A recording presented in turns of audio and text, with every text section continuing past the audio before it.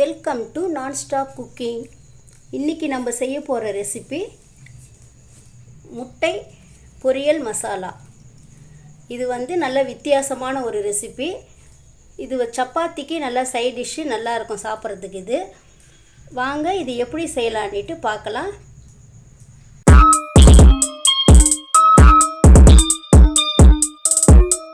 இப்போ ஒரு பேன் வச்சுட்டு அதில் 2 டீஸ்பூன் எண்ணெய் விட்டுக்கலாம். எண்ணெய் விட்டுக்கின்னு இப்போது இந்த 4 முட்டை இதை இதில் ஊற்றிடலாம்.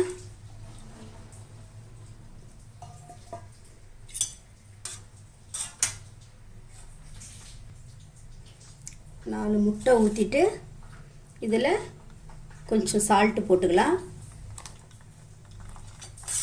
இதை நல்லா அப்படியே கலக்கிக்கிட்டே இருக்கணும்.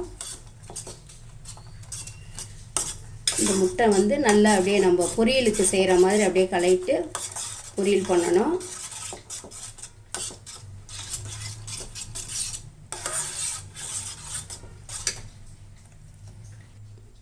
நல்லா கலக்கிட்டே இருக்கணும். இதை நம்ம முட்டை பொரியலுக்கு எப்படி நம்ம செய்கிறோமோ அதே போல் தான் இதை செய்யணும்.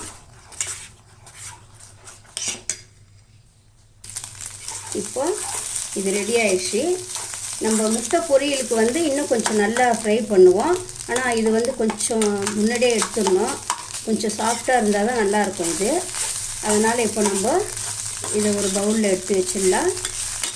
இப்போ ஒரு பேன் வச்சுட்டு நம்ம ஒரு 4 டீஸ்பூன் எண்ணெய் விட்டுடலாம்.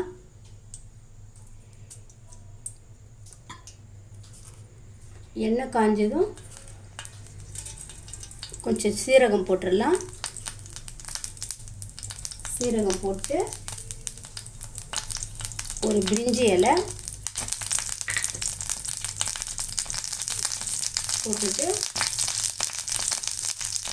இப்போ 2 வெங்காயம் பொடி பண்ணி வச்சுருக்கேன், பொடியாக அரிஞ்சு வச்சுருக்கேன். இதையும் இதில் போட்டுடலாம்.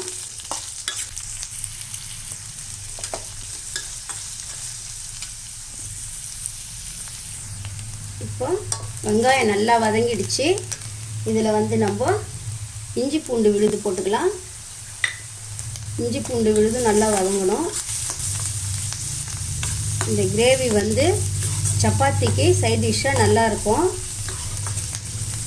இதை ஒரு முறை நீங்கள் செஞ்சீங்கன்னா இன்னொரு முறையும் நீங்கள் இதே தான் செய்வீங்க சப்பாத்திக்கு. அவ்வளோ ஒரு டேஸ்ட்டாக இருக்கும் இந்த கிரேவி.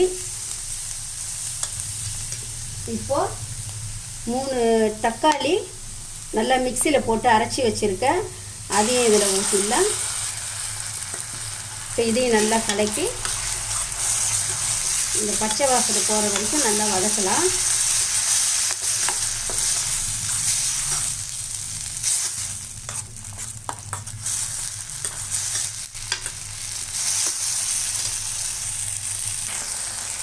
இப்போ இந்த தக்காளி வெங்காயம்லாம் நல்லா கிரேவி மாதிரி வதங்கிடுச்சு.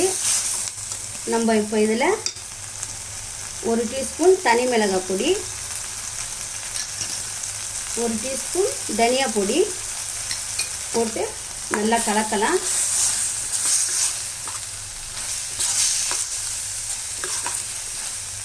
இது நல்லா கலக்கி நல்லா வதங்கிடுச்சு. இப்போது ஒரு 1/2 டீஸ்பூன் கரம் மசாலா பொடி போட்டுடலாம்.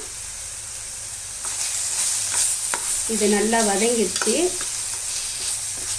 இப்போ நம்ம கொஞ்சம் தண்ணி ஊற்றிக்கலாம். இந்த கிரேவி பச்சை வாசனைலாம் போய் கொதித்து நல்லா கிரேவியாக வரணும். அதுக்கு நம்ம இதில் கொஞ்சம் தண்ணி ஊற்றின்னு இருக்கோம். இது தண்ணி ஊற்றிட்டு கொஞ்சம் சால்ட்டு போட்டுக்கலாம். சால்ட்டு போட்டு கலக்கிட்டு கொஞ்சம் மஞ்சள் பொடி போட்டு நல்லா கலக்கிட்டு இது நல்லா கொதிக்கட்டும். கொஞ்சம் கிரேவியாக ஆகட்டும். இது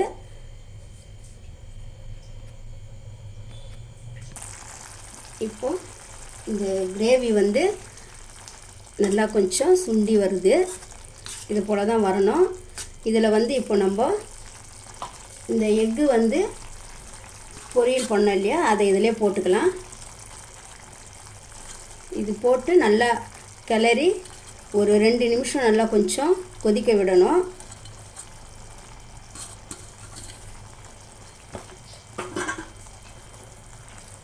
பாருங்கள், இந்த கிரேவி இதில் இப்படி கிளறினா தான் நல்லா சாஃப்டாக ஆகும். இது இப்படி கிளற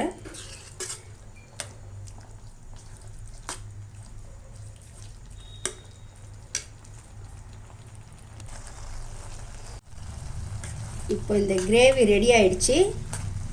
இதில் நம்ம பொடியாக நறுக்கின கொத்தமல்லி போட்டுக்கலாம்.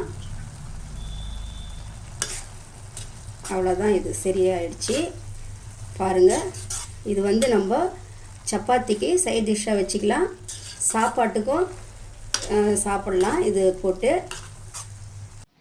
இந்த வீடியோ உங்களுக்கு பிடிச்சிருந்தா லைக் பண்ணுங்க, ஷேர் பண்ணுங்க, கமெண்ட் பண்ணுங்க, சப்ஸ்கிரைப் பண்ணுங்க.